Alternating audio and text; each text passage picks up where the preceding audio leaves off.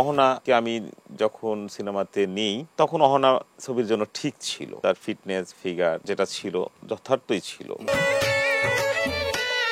তার টকবগে যে একটা চেহারা ছিল ওটা নেই, ভেঙে চুরে কেমন যেন হয়ে গেছে। বাট মনে একটা অশান্তি যে কেমন হলো, আমার গল্পের নায়িকাটাই তো গল্পের সঙ্গে যাচ্ছে না। আমি রাতে ঘুমাতেই পারি না যে কেমন নায়িকা নিলাম, গল্পের সাথে যায় না। এত কষ্টের একটি সিনেমা, এত স্বপ্নের একটি সিনেমা। পদ্মাপাড়ের পার্বতী উপন্যাসকে আসলে ভেঙে আপনি নির্মাণ করেন হচ্ছে ভোলা তো যায় না তাকে। তো এটাতে প্রথম চুক্তিবদ্ধ হয়েছিল হচ্ছে নায়িকা অহনা। হ্যাঁ, তো অহনা আসলে চরিত্রটা করতে পারি না কেন? বিষয়টা হচ্ছে যে দেখুন, আমি তো সিনেমাটা বানাতে গিয়ে অনেক স্ট্রাগল করেছি। ওটা আমার প্রথম সিনেমা ছিল। তো ওই সিনেমার কোনো প্রডিউসার ছিল না, যাই ছবির প্রডিউসার নাই। আমাকেও বিনিয়োগটার যে যোগান, এটা আমারই করতে হচ্ছে। তো আমি খুব কষ্ট করে অ্যারেঞ্জ করতেছিলাম যে আমি যেহেতু স্বপ্ন, আমার এক বুক স্বপ্ন যে আমি সিনেমার ডিরেক্টর হব, যে আমার যে লেখাগুলো আছে সেই লেখাগুলোর ভিজুয়াল অনুবাদ করব, চলচ্চিত্রের ভাষায় রূপান্তর করব। তো এই বাসনা পূরণ করার জন্য দরকার ছিল টাকা। আমি অনেক কষ্টে টাকাগুলো জোগাড় করি, বিভিন্নভাবে বিভিন্ন জনের কাছ থেকে তাদেরকে অনুপ্রাণিত করে, তাকে বোঝানোর পরে যখন বোঝে না ওর স্বপ্নটা পূরণ হোক, যারা আমার প্রতি যাদের কিছুটা আবেগ আছে তারা আমাকে হেল্প করেছে। ইভেন আমার এক চাচা ছিল ডক্টর মুজিবুর রহমান, উনিও চাইতো যে আমার স্বপ্নটা পূরণ হোক।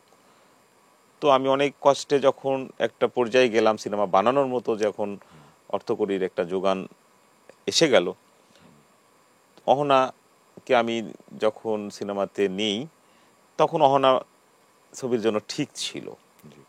বাট অহনাকে আমি বলেছিলাম যেটা আছে সেটাই থাকুক, সুন্দর, ঠিক আছে, এটার পরিবর্তন দরকার নেই।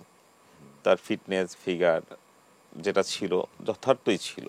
মানে তখন সিনেমার নাম কিন্তু পদ্মাপাড়ের পার্বতী ছিল অহনাকে আমি যখন নিয়েছিলাম। তো অহনাকে আমি কাস্টিং করার মাস 3.5 মাস পরে আমি যখন কাজটা শুরু করতে যাই, তখন মুহূর্ত অনুষ্ঠান হয়, একটা বর্ণাঢ্য মুহূর্ত অনুষ্ঠান হয়। ওই দিন অহনাকে যখন আমি প্রথম দেখি, আবার দ্বিতীয়বার দেখি আর কি, সাইনিংয়ে দেখেছিলাম 3.5 মাস আগে, আর দ্বিতীয় দিন দেখেছি মুহূর্তে আমি। সেই অহনার 3.5 মাস আগে দেখার অহনাকে আমি ব্যাপক পরিবর্তন দেখেছি। মানে আমি যা চেয়েছিলাম যে পদ্মাপাড়ের পার্বতী গল্পের সাথে যেরকম আমি দেখেছি, সেই অহনার সাথে এই অহনার মিল নেই, আমূল পরিবর্তন। সেই পরিবর্তনটা পদ্মাপাড়ের পার্বতী চরিত্রের জন্য যথার্থ ছিল না। আমি খুবই হতাশ ছিলাম মুহূর্ত অনুষ্ঠানের দিন, ওই দিনই শুটিং উদ্বোধন হয়েছে।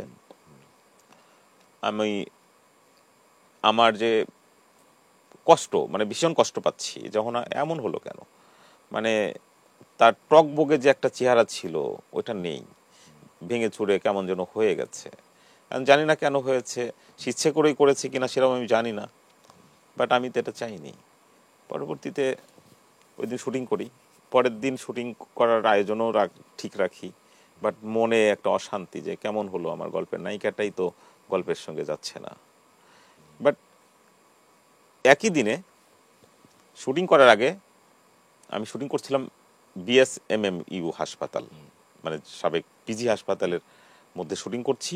ওই হসপিটালের যে পরিচালক সাহেব, ওনার অফিস রুমে আমি বসে আছি, উনি আমাকে দাওয়াত করলো চা কফি খাওয়ার জন্য শুটিং শুরু করার আগে। সকালে গিয়ে চা কফি খাচ্ছি, তো উনি খুব উৎসাহ দিচ্ছে কাজটার ব্যাপারে। উনি আমার পদ্মাপাড়ের পার্বতীর নামটার প্রতি ব্যাপক আসক্ত। ওনার ধারণা হয়েছে যে উনি বলতো যে উনি সুতরাং সিনেমা দেখেছে 22 বার, যে আমি পদ্মাপাড়ের পার্বতী কতবার দেখবো দেখা যাক। উনি একজন ব্রিগেডিয়ার জেনারেল। তো বাট উনি হঠাৎ করে এত উৎসাহ যে আমাকে দিচ্ছিল কয়দিন, হঠাৎ করে উনি বলতেছিল সবই ঠিক আছে, বাট আমার তো একটুখানি নায়িকাটা মনে হলো যে একটু পপি টাইপের কোনো নায়িকা হলে ভালো হতো এই গল্পের সাথে। মানে নায়িকাটা মনে হচ্ছে গল্পের সাথে একটু অসামঞ্জস্য হলো। কিছু মনে করবেন না রফিক সাহেব, বলতেছে।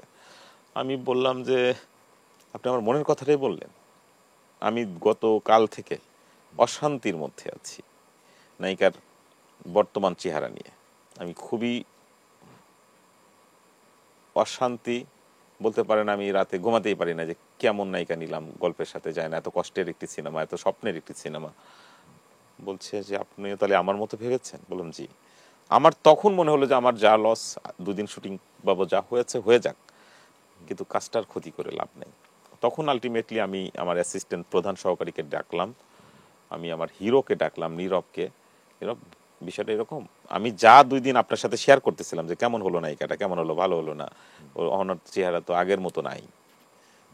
তো এই কথাটা উনিও বলছে। আমি এটা শোনার পরে আমার কাছে মনে হলো দর্শকের ক্ষেত্রেও একই ধরনের প্রশ্ন জাগবে। উনি তো দর্শকই আসলে। দর্শক, সুতরাং আমার প্রথম সিনেমার কোনোভাবে আপোষ করতে চাই না। স্বপ্নের সাথে, স্বপ্নের প্রশ্নে আমি আপোষহীন থাকতে চাই। নীরব সমর্থন করলো বিষয়টা, কারণ নীরবেরও একই কথা ছিল, কিন্তু হয়তো বলেনি আমাকে।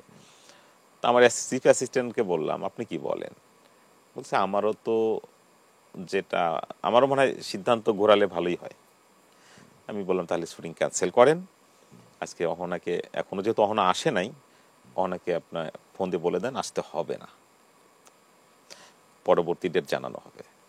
তো অ্যাসিস্ট্যান্ট এভাবে বলেছে, অনেকে আসতে নিষেধ করা হয়েছে।